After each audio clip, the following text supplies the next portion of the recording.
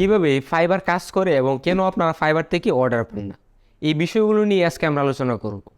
আমি মূলত ফাইবারে 2019 সাল থেকে কিন্তু কাজ করছি এবং ওয়েব ডেভেলপমেন্টের উপরে অলরেডি কিন্তু আমি 550-এর উপরে অর্ডার ফাইবার মার্কেট প্লেসে কমপ্লিট করেছি।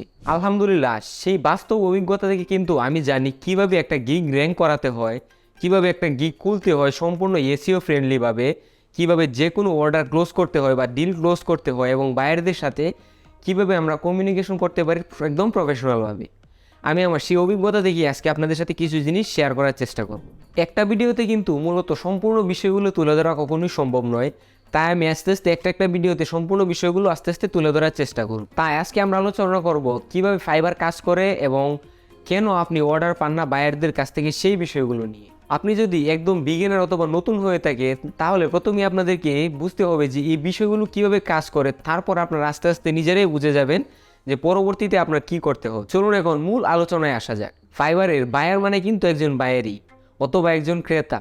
মনে করেন আপনি যখন কোনো একটা বাজারে কোনো কিছু কিনতে যান তখন কিন্তু আপনি একজন ক্রেতা থাকেন। ঠিক একইভাবে যে কোনো বায়ার যখন ফাইবার মার্কেট প্লেসে কোনো কাজ করানোর জন্য অথবা কোনো সার্ভিস কেনার জন্য আসে, তখন কিন্তু তারা বায়ার অথবা ক্রেতা হিসেবে আপনার কাছে আসে সেই সার্ভিসটা কেনার জন্য।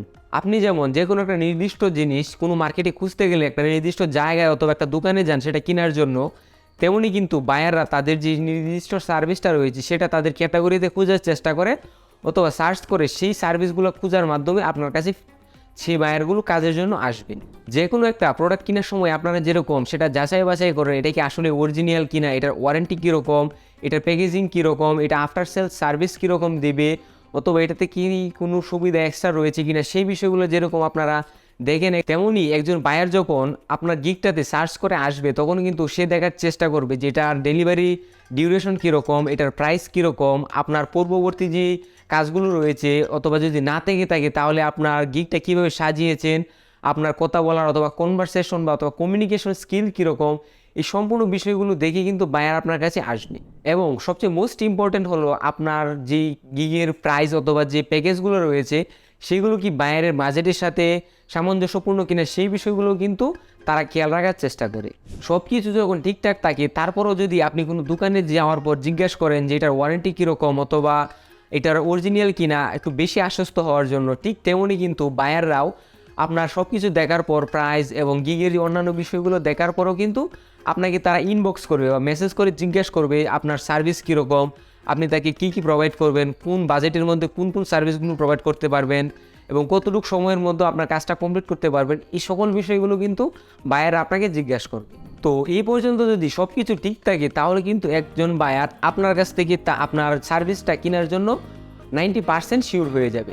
এবার আসা যাক একজন বায়ার কেন আপনার কাছে আসে না অথবা আপনার গিগ পর্যন্ত আসে না, আপনার গিগের কেন ইমপ্রেশন বাড়ে না, ক্লিক বাড়ে না, এই বিষয়গুলো নিয়ে আলোচনা করি।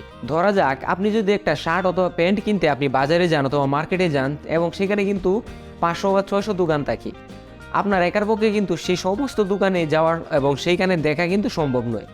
তাই আপনি কি করেন, 50 অথবা 60টা দোকানে যান এবং সেইখান থেকে আপনার প্রয়োজনীয় জিনিসগুলো খুঁজে নেওয়ার চেষ্টা করেন এবং সেখান থেকে কিনে ফেলেন। একদম শেষ অথবা একদম লাস্টে যে দোকানটা রয়েছে সেখানে কিন্তু যাওয়ার আপনার সময় অথবা ইচ্ছা থাকে না। এখন যদি আপনি একটা গিগ ক্রিয়েট করেন এবং সেটা একদম সম্পূর্ণ নিউ গিগ এবং আপনি যদি লোগো ডিজাইনের উপর গিগ ক্রিয়েট করেন তাহলে দেখবেন যে লোগো ডিজাইনের উপর কিন্তু অলরেডি প্রায় 10 থেকে 15,000 গিগ রয়েছে।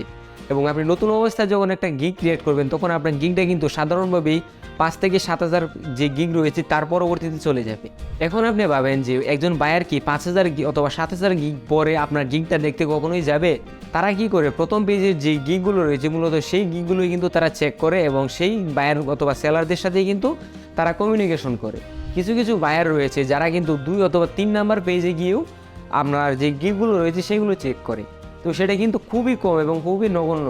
এখন আপনার গিগগুলো যদি 4 নম্বর অথবা 5 নম্বর পেজে থাকে তাহলে কিন্তু আপনার গিগের ইমপ্রেশন, ক্লিক এগুলো একদমই থাকবে না এবং আপনার কাজ পর্যন্ত কিন্তু কোনো বায়ার কখনোই যাবে না। যতই আপনি 24 ঘন্টায় অ্যাক্টিভ থাকার চেষ্টা করেন, অটো রিফ্রেশার ইউজ করেন বা যাই কিছুই করেন, কেননা আপনার কাছে কিন্তু বায়াররা পৌঁছাতে পারছে না 10 থেকে 12,000 একটা গিগের যে কম্পিটিশন রয়েছে সেখান থেকে। তাহলে আপনাদের মনে একটা কোশ্চেন আসতে পারে যে এখান থেকে পরিত্রাণ পাওয়ার সমাধান কি? সেই জন্য আপনাদেরকে যে কোনো গিগ ক্রিয়েট করার আগে অবশ্যই প্রথমেই আপনার সেই গিগটা ভালোভাবে রিসার্চ করতে হবে, কিওয়ার্ড নিয়ে রিসার্চ করতে হবে, টাইটেল এবং ডেসক্রিপশন এবং গিগের যে ইমেজগুলো রয়েছে সেগুলো অনেক ভালোভাবে রিসার্চ করে তারপর ক্রিয়েট করতে হবে। এখন আপনারা বলতে পারেন যে কিওয়ার্ড কীভাবে রিসার্চ করব। এটা নিয়ে আমরা আলাদা একটা সেপারেট ভিডিও তৈরি করার চেষ্টা করব, সেখানে আপনাদেরকে ইন ডিটেলসে প্র্যাকটিক্যালি দেখানোর চেষ্টা করব সব বিষয়গুলো। তো আজকের ভিডিওটা এই পর্যন্তই। আমরা যে বিষয়গুলো রয়েছে সেগুলো জানার চেষ্টা করেছি, আর একটা ভিডিওতে আমরা সমাধানগুলো আপনাদেরকে প্র্যাকটিক্যালি দেখানোর চেষ্টা করব। তো এরকম ভিডিওর জন্য আমাদের অবশ্যই সাবস্ক্রাইব করে রাখবেন এবং যে কোনো কোয়েশ্চেন থাকলে আমাদের কমেন্ট বক্সে জানাতে পারেন। আসসালামু আলাইকুম।